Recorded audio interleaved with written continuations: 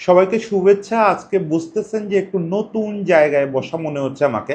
আমি তো আসলে যে কোনো জায়গায় বসে কন্টেন্ট করি। আপনারা দেখছেন যে গ্রামের বাড়িতে গিয়ে রীতিমতো কাপড় চোপড়ের স্তূপের মধ্যে বসে কন্টেন্ট করছি, খাটে বসে কন্টেন্ট করছি। ফলে আমার জায়গা নিয়ে নিশ্চয়ই আপনারা ভাবিত না। তারপরে একটু অন্যরকম লাগতেছে না? এই অন্যরকমটা হচ্ছে আসলে একটা প্রফেশনাল সেট আপের মধ্যে বসছি আমি। এখনো পুরোপুরি প্রফেশনাল সেট আপ দাঁড়ায় নাই। এখন আপনাদের সঙ্গে আমি যে সম্পর্কটা শুরু থেকে রাখছি, এই সম্পর্কটা রক্ষা করে যেতে চাই এবং সেইটার জন্যই আজকের এই সেট আপটার ব্যাখ্যা দেওয়া বা কি করতে যাচ্ছি সেটা একটু করতে চাই। তো আমাদের যেটা হয়েছে যে আমি কিছুদিন আগে বোধহয় মাসখানেক আগে একটা ঘোষণা দিছিলাম যে আমি একজন ইনভেস্টর খুঁজতেছি। সৌভাগ্যক্রমে আপনাদের মধ্যে দু চারজন লোক আমাকে অপছন্দ করেন, সেটার সংখ্যা খুব কম। কেন যেন আপনাদের ভেতরে পছন্দ করার লোকই বেশি। সেটা আমার সব ভুল ত্রুটি এই সব কিছু ভুলে যাওয়া, পরিসংখ্যান ভুলে যাওয়া, ভুলভাল বলা। এই যে গতকালকে অটো ফিস্টারকে নিয়ে কন্টেন্ট করতে গিয়ে বলে ফেলছে যে ফিস্টার আমাদের সাব জিতাইছে।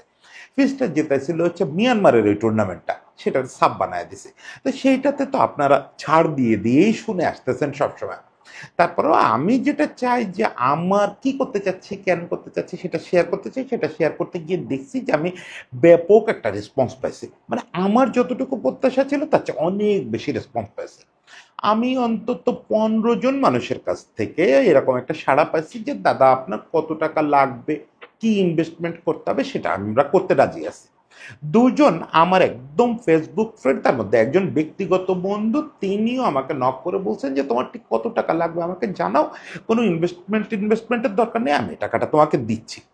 আবার এই একেবারে বিপরীত হচ্ছে যে একটু প্রতিষ্ঠিত শিল্প গোষ্ঠী থেকে একজন নক করছেন, নক করে বলছেন যে আপনারা কি করতে চান, একটা ব্যাপক প্রেজেন্টেশন দেন, আমরা একটা বড় কিছু করতে চাই। তো দেখেন এই যে দুই ধরনের দিতে চাওয়া, দুই ধরনের কোনোটার সঙ্গেই না ঠিক আমি যে জীবন কাটাতে চাই ওইটা যায় না। মানে একটা হচ্ছে নিঃশর্তে দিয়ে দেওয়া। নিঃশর্তে দিয়ে দেওয়াটার সমস্যা কোথায়? আমি ওইটাতে তো খুশি হব, কিন্তু এটা জবাবদিহিতা থাকে না, নিজের কাছেও জবাবদিহিতা থাকে না। আরেকটা মুশকিল হচ্ছে যে বড় হাউস করা। মানে কোনো শিল্প প্রতিষ্ঠান, কোনো ধনী মানুষ টাকা ইনভেস্ট করবেন, এখান থেকে কি রিটার্ন আসলো, অমুক তমুক, আর ওয়াইটাই নানা রকম হিসাব নিকাশ আছে না? ওই কর্পোরেট চাকরি তো কদিন করে আসছি, আর ওইটার মধ্যে যাইতে চায় না। ওই স্ট্রেস, ওই লাইফ ওইটা নিতে চায় না। তো এই দিকটার মাঝখানে কয়েকটা অফার ছিল। অফার ঠিক বলবো না, কয়েকটা প্রস্তাব ছিল যে এই করেন ওই করেন। শেষ পর্যন্ত ঠিক নাম বলতে পারবো না, উনি নানা কারণে নাম প্রকাশ করবেন না। আমাদের বাংলাদেশি একজন মানুষ, বেশ আপনারাও হয়তো দু চারজন চিনবেন, মোটামুটি পরিচিত একজন মানুষ। উনি আমেরিকান একটা প্রতিষ্ঠানে চাকরি করেন, শুধু এটুকু বলতে পারি একটা টেক জায়ান্টের সঙ্গে আছেন। তো উনি আমাদের সঙ্গে আছেন, উনি আমাদের সঙ্গে যাত্রা শুরু করছেন। উনি আমাদেরকে এই যে ইনস্টলমেন্ট যেগুলো দেখতে পাচ্ছেন আমি ঘুরায় ঘুরায় দেখাবো, একটু ফুটেজ আমার সঙ্গে যারা আছে ওরা হেল্প করবে, করে একটু ফুটেজ দেখাবো যে আমরা কোথায় বসতেছি, কি বসতেছি, ফলে আমরা একটা সেট আপ করতে পারছি। এখন কথা হচ্ছে সেট আপ করে আমি কি এসি চালায় এই যে বসে থাকবো, এটাই কি শুধু? হ্যাঁ, এটা একটা বড় কারণ যে আমি আসলে একটু আরাম করে বসতে চাই। টেবিলটা পুরো দেখতে পাচ্ছেন কিনা আমি ঠিক শিওর না। টেবিলটা বেশ জাহাদারি একটা টেবিল নিয়েছে, অমুক তমুক, একটা আরাম করে বসা আর কি এই বয়সে। সেটা তো একটা ব্যাপার আছে, কিন্তু আসল উদ্দেশ্য হচ্ছে একটু নানা ধরনের কন্টেন্ট দেওয়া, নানা ধরনের কন্টেন্ট দেওয়া। এখন নানা ধরনের কন্টেন্ট, সব কন্টেন্ট আমার একার পক্ষে করা কঠিন।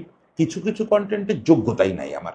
এখন এইগুলো করতে গেলে আমার আসলে ছোটখাটো হইলেও একটা টিম দরকার। শুরুতে সে টিমটা করার ব্যাপারে আমরা আলাপ আলোচনা করলাম, দেখলাম যে আমরা 4-5 জন মিলে কাজটা করতে পারি। তখন যেটা মুশকিল হলো যে আমি তাহলে আমার মূল সুর থেকে সরে যাচ্ছি। মানে একটা জিনিস হয় কি, এটা তো আপনারা দেখছেন যে মানুষ একটা ভেবে শুরু করে, ওটা ইলাবোরেট করতে গিয়ে পথ হারা আরেক দিকে চলে যায়। জীবনে হয়তো সফল হয়, কিন্তু মূল সুরটা কেটে যায়। এই জায়গাটায় আমি খুব দ্বিধার মধ্যে পড়লাম যে আমাকে উনি ফান্ড দিচ্ছেন, খুব সামান্য হলেও ফান্ড দিচ্ছেন, 1-2 বছর চলার টাকা দিচ্ছেন, সবই ঠিক আছে, কিন্তু আমার তো মূল সুর এটা ছিল না। আমি যে লোকজন নিয়ে আপনাদের জন্য প্রফেশনাল কন্টেন্ট বানাবো, অমুক করবো তমুক করবো, এটা তো আমার মূল সুর ছিল না। আমার মূল সুর ছিল আপনাদের সঙ্গে গল্প করব, একেবারে নিজের স্মৃতিচারণা করব, বৈঠকে আড্ডা করব।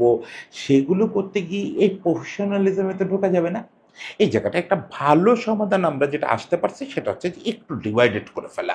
মানে আমার যে ডি ফর দেবব্রত যে চ্যানেলে আপনারা এটা শুনতেছেন, এখানে শুধু গল্পই থাকবে, এখানে শুধু আড্ডাই থাকবে, স্মৃতিচারণাই থাকবে, বিভিন্ন জনের ইতিহাস আমরা বলবো, বিভিন্ন ঘটনা বলবো।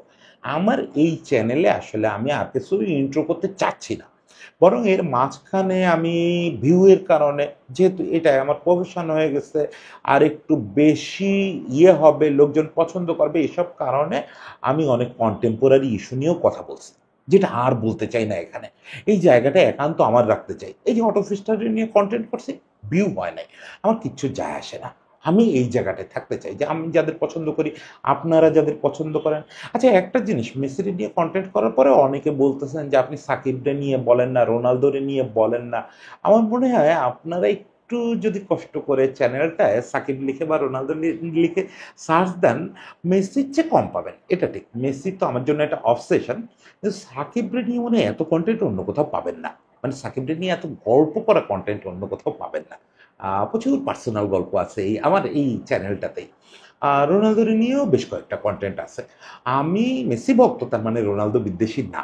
রোনালদোরে কোচাইতে ভালো লাগে, কিন্তু তার মানে রোনালদোর হাইটটা বুঝি না, রোনালদো সর্বকালের সেরাদের তালিকায় কোথায় থাকবে সেটা বুঝি না, তা না। তা না। পাবেন, মেসি ছাড়াও অনেক কিছু আছে, আরও ভবিষ্যতে গল্প করব, এবং এরপর থেকে গল্পের পরিমাণই বাড়ায় দেবো। তাহলে কথা হচ্ছে যে কন্টেন্টগুলো একটু প্রো লেভেলের, যে প্রো মানে মানে আবার খুব স্ট্যান্ডার্ড ভাইবেন না, মানে একটু প্রফেশনাল যে কন্টেন্টগুলো, এটা কোথায় দিব, সেজন্য আমরা ঠিক করছি, আমরা 4-5 জন যারা কাজ করতেছি তারা মিলে ঠিক করছি আমরা ডি স্পোর্টস নামে একটা চ্যানেল করব। ডি স্পোর্টস নামে একটা চ্যানেল করবো, এটা ফেসবুকে থাকবে, ইউটিউবে থাকবে, যত রকম সোশ্যাল মিডিয়া আছে আজকাল যা যা জায়গায় করে, আপনারাও সাজেশন দিন যে কোথায় কোথায় দেওয়া উচিত, কি কি করা উচিত। ওখানে এইরকম আমার মতো বিরক্তিকর, এত মানে আপনারা যে বিরক্ত হন অনেকে, এরকম বড় বড় কন্টেন্ট দিব না, ওখানে আমরা কন্টেন্টই করব। এই ব্যাপারে কোনো সন্দেহ নাই, কোনোভাবে সাংবাদিকতা করতে আসেনি। সাংবাদিকতা তো 20 বছর করছি, কম না। নতুন করে সাংবাদিকতা করতে চাই না, কিন্তু কন্টেন্ট জার্নালিজম বলে একটা ব্যাপার তো চালু হচ্ছে বা চালু হয়ে গেছে পৃথিবীতে, সেই জিনিসটা করতে চাই, একদম কন্টেন্ট জার্নালিজম। আমরা বিভিন্ন জিনিস নিয়ে ছোটোখাটো ফিচার দিব, 3 মিনিটের, 2 মিনিটের, কখনো 5 মিনিটের, এরকম ফিচার দিব। ওখানে কিছু এডিটোরিয়াল টাইপের কন্টেন্ট যাবে। মানে জিনিসটা যখন পাবলিশ হওয়া শুরু করবে তখন আপনারা একটু পরিষ্কার হবেন। আমি যেহেতু বুঝায় বলতে পারবো না, আর সব টার্ম জানি না, এটা একটা বড় মুশকিল হচ্ছে। আপনারা যেসব টার্মের সঙ্গে পরিচিত, ওইগুলো বলতে পারলে আপনারা হয়তো এখনই বুঝে যেতেন যে এইটা বানাইতে যাচ্ছি, সেটা পারতেছি না। ওটা শুরু হলেই আপনারা ধরে ফেলতে পারবেন যে এই করতে চাই। ওখানে একটা বড় আকর্ষণ রাখতে চাই হচ্ছে পডকাস্ট। এইটা আমার গত 5-7 বছরের একটা ড্রিম হচ্ছে একটা রিয়েল পডকাস্ট করা। আমি কাউকে ছোট করতেছি না, কাউকে বড় করতেছি না, কিন্তু আমি ফিল করি পডকাস্ট বলে স্পোর্টসে যা হওয়া উচিত, কেন যেন আমরা সেই জায়গাটায় এখনো যাইতে পারি নাই স্পোর্টসে। মানে পডকাস্ট মানে আমার কাছে মনে হয় আড্ডা। পডকাস্ট মনে হয় লম্বা সময় ধরে, সেই লম্বা মানে কিন্তু 20 মিনিট হইতে পারে, আবার কখনো 3 ঘন্টাও হইতে পারে। লম্বা সময় ধরে বিশ্লেষণ, গল্প, স্মৃতিচারণা, এইসব জিনিস। না, আমাদের এখানে যেটা হয়, ওই যে বলতেছি, কাউরে কিন্তু আক্রমণ করে বলতেছি না, তারাও খুব ভালো করেন, সবাই ভালো করতেছেন, কিন্তু এইটা আসলে খানিকটা কোশ্চেন অ্যান্সার হয়ে যায়, মানে লম্বা ইন্টারভিউ মনে হয়। তো সেই জায়গা থেকে বের হয়ে এসে একটু পডকাস্ট করা যায় কিনা সেটা একটু চিন্তা করতেছি, এবং সেইটা ডি স্পোর্টসের আপনি বলতে পারেন যে ইউএসপি হবে। ইতিমধ্যে আপনাদের বিবেচনায় কয়েকজন বেশ সেলিব্রেটেড মানুষ, তারা আমাকে কথা দিচ্ছেন যে তারা আমার সঙ্গে পডকাস্টে বসবেন। আমরা হয়তো এই জুলাই মাসটার পরে আগস্ট মাসের শুরু থেকে হয়তো আপনাদেরকে ভালো ভালো কিছু পডকাস্ট দিতে পারবো। আমি ছাড়া যারা থাকবে তারা ভালো বলবে, এটা নিশ্চিত থাকতে পারেন। আমি হয়তো ভালো বলবো না, তারা ভালো বলবে, সেটার জন্য এটা ভালো হয়ে যাবে, এটা আমি কথা দিতে পারি, তাদের জন্য এটা ভালো হয়ে যাবে। আর হচ্ছে কিছু ব্লগ টাইপের জিনিস করতে চাই, স্পোর্টস ব্লগিং, যেটা আমার এই চ্যানেলে আপনারা শুরুর দিকে দেখছিলেন যে আমি তানজিম সাকিবের বাসায় গেছিলাম, অলোকদার ওখানে গেছিলাম, 2-4 জায়গায় গেছি, কিন্তু ওই রকম গিয়ে একটা ইন্টারভিউ নিয়ে চলে আসা ব্যাপারটা ওই রকম না। একটু ব্লগিং করা, রিয়েলি ব্লগিং করা, সেগুলোর জন্য একটু ঢাকার বাইরে যাব। ইভেন স্রষ্টা যদি শারীরিকভাবে সুস্থ রাখেন তাহলে হয়তো দেশের বাইরেও যাব। সেরকমও কিছু কথাবার্তা চলতেছে। ওই ব্লগিংগুলো পাবেন, টুকটাক ইন্টারভিউ পাবেন, ওই যে বললাম রেগুলার কন্টেন্ট পাবেন। ওই কন্টেন্টের মধ্যে আবার একটু ইউনিক কিছু আইডিয়া আছে, একবারে সব এখন ডিসক্লোজ করে দিতে পারতেছি না, কারণ কতদূর কি করবো জানি না। তো স্বপ্ন দেখার সময় তো বিরাট বিরাট স্বপ্ন দেখি। এটুকু বলতে পারি যে নতুন কিছু করতে চাই, নতুন কিছু করতে চাই। সেই নতুন কিছু করে আপনাদের কোনো জ্ঞান দিতে পারবো না, আপনাদের কোনো উন্নতি হবে না সেটাতে কারোর। নিশ্চিত থাকতে পারেন নতুন কিছু জানতে পারবেন না। যারা সারা রাত ধরে খেলা দেখেন তারা আমার এখান থেকে কোনো জ্ঞান আহরণ করতে পারবেন না। আমার এখান থেকে মানে আমাদের এখান থেকে ডি স্পোর্টস থেকে জ্ঞান পাবেন না।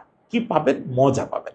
আপনাদের মতোই একজন মানুষ, কজন মানুষ এই রাত ধরে যদি খেলা দেখতো তারা কি করতো, সেই জিনিসটা এখানে পাবেন। আরেকটা জিনিস হচ্ছে যে কিছু অ্যানালিটিক্যাল জিনিস রাখতে চাই। অ্যানালিসিস করার ক্ষমতা আমার কতটা আছে ওটা তো আপনারা ভালো বোঝেন। যে লোক ঠিক মতো পরিসংখ্যান মনে রাখতে পারে না সে করবে অ্যানালিসিস। তাহলে অ্যানালিসিসটা কে করবে এটা আমি এখনো জানি না। আপনারা যদি কেউ উৎসাহী হন এবং মনে করেন যে আপনাদের ডাটা ড্রিভেন স্পোর্টস নিয়ে যথেষ্ট ভালো বোঝাপড়া আছে এবং একটু সাপোর্ট পাইলে, মানে সফটওয়্যারের সাপোর্ট পাইলে, এডিটিং সাপোর্ট পাইলে আপনারা অন স্ক্রিন ভালো অ্যানালিসিস করে আবিদ হোসেন সামিরে হারায় দিতে চান, এরকম যদি কেউ থাকেন আসেন একসঙ্গে কাজ করি, কোনো সমস্যা নেই। আপনাকে আমন্ত্রণ থাকলো। আমরা সেক্ষেত্রে উইকলি হইতে পারে বা যে কোনো ফরম্যাটে হইতে পারে একটা অ্যানালিটিক্যাল শো রাখতে চাই। আমি স্টিল জানি না এটা কার সঙ্গে করব, মানে ওই রকম কাউকে পাওয়া তো একটু কঠিন। ওই ডাটা ড্রিভেন কাজ করা খুব কষ্ট, খুব কষ্ট। আর সবচেয়ে বড় কথা অনেক দামি দামি সফটওয়্যার ইউজ করতে হয়। ওইখানে আমি একটা কথা দিতে পারি যে আপনাকে একটু এই সফটওয়্যারের সুবিধাটা আমি দিতে পারবো। বাকিগুলো তো আপনাকেই করতে হবে, কষ্টটা আপনাকেই করতে হবে, আইডিয়াবাজি আপনাকে করতে হবে। যাই হোক, এন্ড অফ দ্য ডে আমরা একটু নতুন কিছু করি, আসেন সবাই মিলে করি। আমি কোনোভাবেই বিশ্বাস করি না যে আমরা এই কয়জনই করতেছি।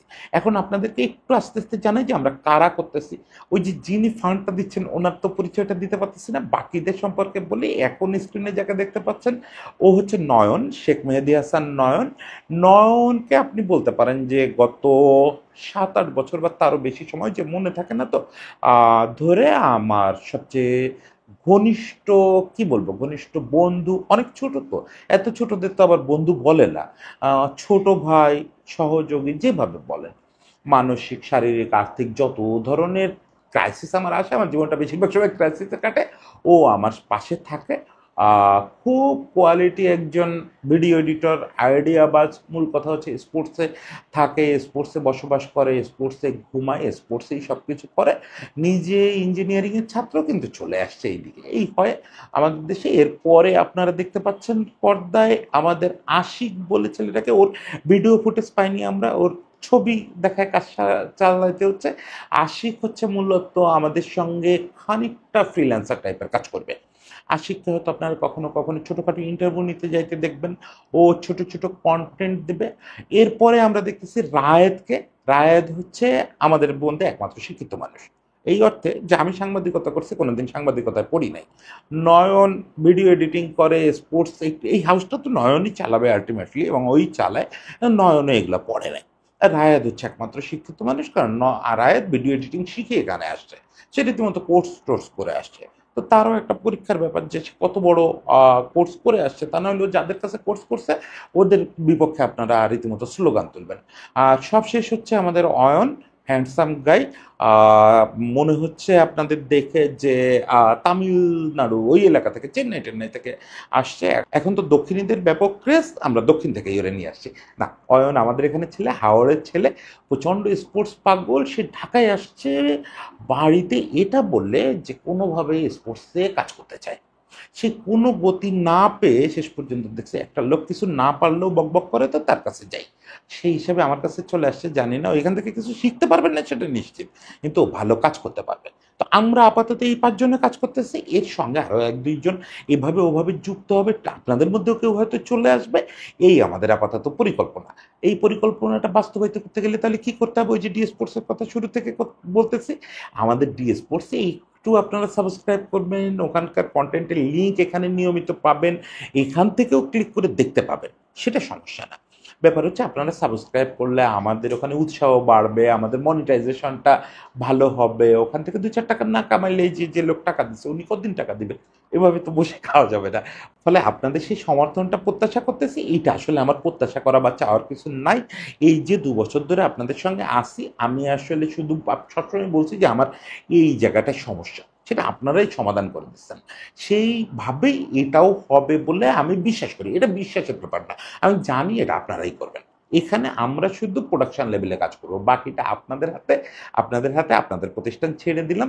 সবাইকে শুভকামনা। আশা করি সবাই মিলে পথ চলতে পারব। সবাই ভালো থাকবেন।